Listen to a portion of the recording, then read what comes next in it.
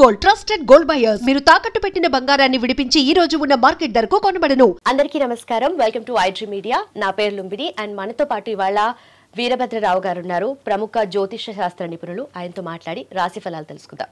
నమస్కారం గురుగారు. నమస్కారం. నమస్కారం. ఎలా ఉన్నారు? బాగున్నాను తల్లి. ముందుగా కన్యా రాశి వాళ్ళకి ఎలా ఉండబోతుంది అండ్ వాళ్ళు ఎలాంటి జాగ్రత్తలు తీసుకోవాలి అని అంటారు? తప్పకుండా. ఈ విశ్వావసునామ సంవత్సరంలో కన్యారాశి అనేసరికి సప్తమ క్షేత్రంలో శని భగవానుడు సంచరిస్తున్నాడు, 6వ క్షేత్రంలో రాహు భగవానుడు సంచరిస్తున్నాడు. అయితే 6, 7 అనేసరికి ఏం చూస్తారయ్య అంటే ప్రధానంగా 6వ స్థానాన్ని శత్రుక్షేత్రంగా విభజిస్తారు, 7వ క్షేత్రాన్ని కళత్ర స్థానంగా విభజిస్తారు. అంటే 6వ క్షేత్రంలో రాహుగ్రహం అనేటువంటిది ఎప్పుడు ఎవరికైతే సంచరిస్తోందో వాళ్ళకి అనుకోనటువంటి శత్రువులు అనేటువంటి వాళ్ళు ఎక్కువగా పెరుగుతారు.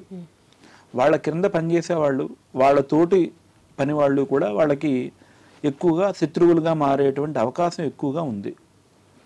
దాన్ని వాళ్ళు చాలా జాగ్రత్తగా పరిగణనలో తీసుకోవాల్సినటువంటి అవసరం ఉంది. అలాగే 7వ స్థానంలో శని అనేటువంటి గ్రహం సంచరిస్తుంది కాబట్టి వివాహ జీవిత ప్రకారంగా వాళ్ళు కొంచెం చాలా జాగ్రత్తగా ఉండవలసినటువంటి పరిస్థితి.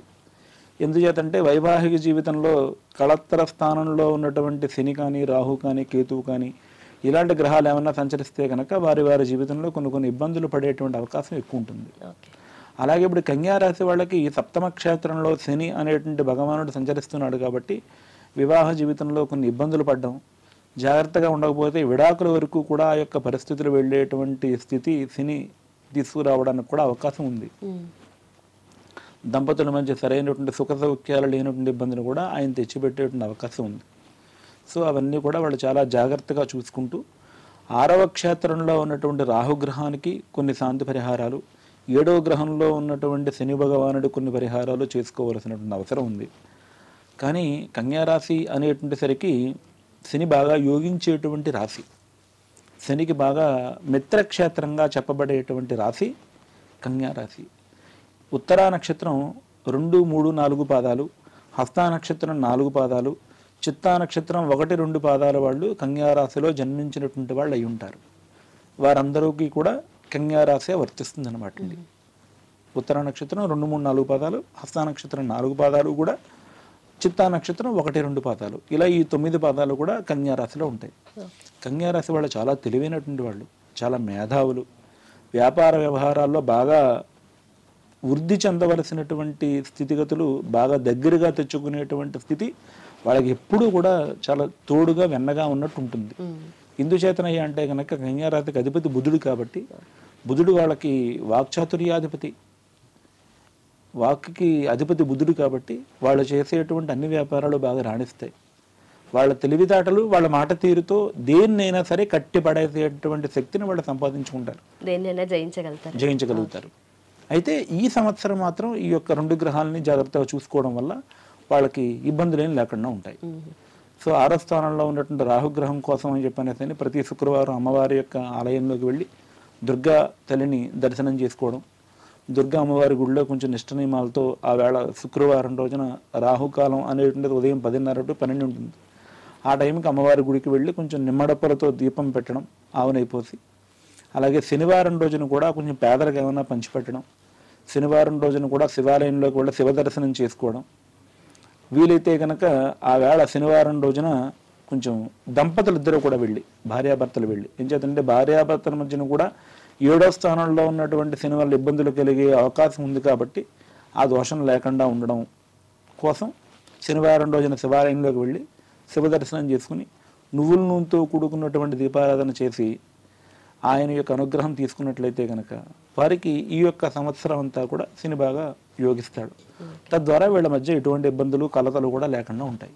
ఇంతకు ముందు సంవత్సరంతో పోలిస్తే ఈ సంవత్సరం వీళ్ళ లైఫ్లో, వీళ్ళ జీవితంలో ఏదైనా ఎక్కువగా మార్పులు జరిగే సూచనలు ఏమైనా కనిపిస్తున్నాయా? ఇంతకు ముందు సంవత్సరంలో అయితే కనుక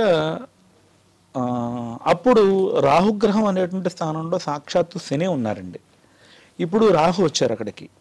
అంటే రాహు రావడం వల్ల ఉన్నటువంటి ఫలితాలు, అక్కడ శని ఉన్నటువంటి ఫలితాలు రెండూ కూడా ఒకటే. అంటే గత 2.5 సంవత్సరాలుగా శని భగవానుడు అదే రాశిలో ఉన్నారు మన మార్చి 30 వరకు కూడా. దాని మూలంగా కూడా కొంచెం శత్రువులు ఎక్కువ పెరిగినటువంటి స్థితి దాంట్లో కనిపించి ఉందన్నమాట. అంటే ఇప్పుడు మళ్ళీ రాహు వచ్చారు. రాహు అక్కడ 18 నెలల పాటు ఉంటారు అక్కడ. సో ఈ 18 నెలల్లో ఇంచుమించుగా మనకి 3 నెలలు అవ్వస్తుంది.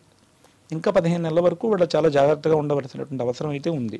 అయితే స్త్రీలు పురుషులు ఇద్దరికి కూడా ఇది వర్తిస్తుందా, లేదంటే స్త్రీలు ఇంకా ప్రత్యేకంగా ఏమైనా జాగ్రత్తలు తీసుకోవాలంటారా? లేదండి, ఇద్దరికి కూడా ఒకటే వర్తిస్తుంది. స్త్రీలైతే కనుక, స్త్రీలైనా పురుషులైనా సరే, అంటే రాహువు కూడా అక్కడ శని ఇచ్చే ఫలితాలే ఇస్తాడు కాబట్టి వీలైతే శనివారం రోజున నలుపు వస్త్రాలు వేసుకోకుండా ఉంటే మంచిది. అంటే అక్కడ రాహు అనేటువంటి పేరే కానీ అక్కడ శని ఇచ్చే ఫలితాలే ఇస్తారు. యథార్థానికి చెప్పారంటే అక్కడ శని భగవానుడు ఉన్నట్టే అర్థం.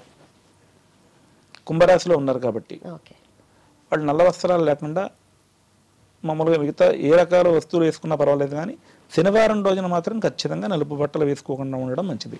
వీలైతే గనక వాళ్ళు ప్రతి శనివారం కూడా శివాష్టోత్తర నామాలు పారాయణ చేయడం వాళ్ళకి చాలా మంచిదమ్మా. ఎవరైనా పేదలకి ఆ శనివారం రోజున ఏదైనా ఆహారం పదార్థాలు వాళ్ళకి ఎంత శక్తి వీలైతే అంత శక్తిగా వాళ్ళు ఏదైనా ఇవ్వడం కూడా చాలా మంచిది వాళ్ళకి శనివారం రోజున.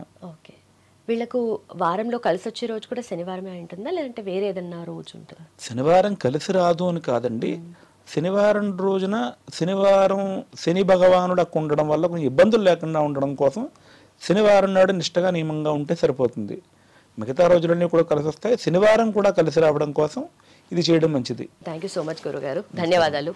నమస్కారం.